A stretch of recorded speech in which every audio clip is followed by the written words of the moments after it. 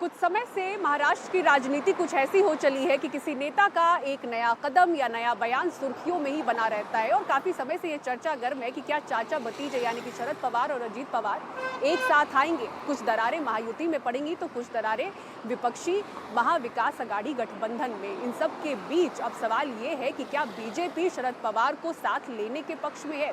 ये सवाल भी क्यों खड़ा हुआ?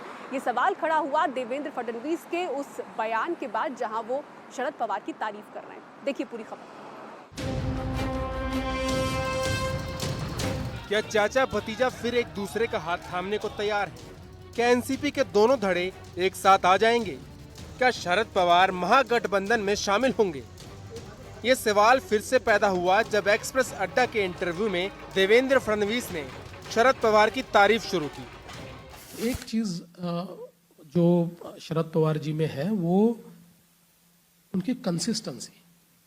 देखिए पॉलिटिक्स में वो एक ऐसा व्यक्ति है, चाहे हारे चाहे जीते, किसी भी सर्कमस्टांसेस में वो काम करते रहते हैं। एट दिस एज ऑल्सो वो जितना काम करते हैं मुझे नहीं लगता कि कोई कर सकता है। तो ये जो एक कंसिस्टेंसी उनमें है वो बहुत जबरदस्त है।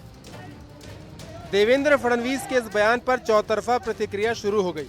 अजीत पवार की एनसीपी में एक समूह ऐसा है जो शरद पवार के स्वागत को तैयार है, लेकिन वहीं एक गुट इसके पक्ष में नहीं है, इसलिए पार्टी फूंक फूंक कर बयान दे रही है। जबकि शिवसेना उद्धव का भरोसा है कि पवार अपनी जगह से हिलेंगे नहीं।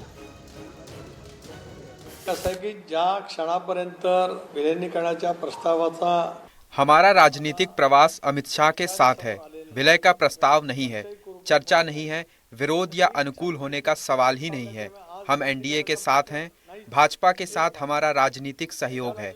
हम पहले भी एनडीए के साथ थे, अब विधानसभा चुनावों में सफलता मिली है, इसलिए कई लोग हमारे साथ आने की चर्चा कर रहे हैं। इंडियामधला हा त्यांचा पक्षाचा अंतर्गत विषय। सत्ता की तृष्णा में कहां तक डूबना है ये वे तय करें, ये उनके दल का आंतरिक विषय है। मुझे ज्ञान है कि शरद पवार भाजपा के साथ नहीं जाएंगे। पवार साहब ने राजनीति में बहुत बड़ा इनिंग खेला है और अब वे कोचिंग की भूमिका में हैं। उनकी विचारधारा और भूमिका मुझे पता है। ऐसे नेताओं के लिए उम्र का बंधन नहीं होता। शरद पवार की विचारधारा और भूमिका को देखते हुए वे भाजपा के साथ कभी नहीं जाएंगे, ये मेरा विश्वास है।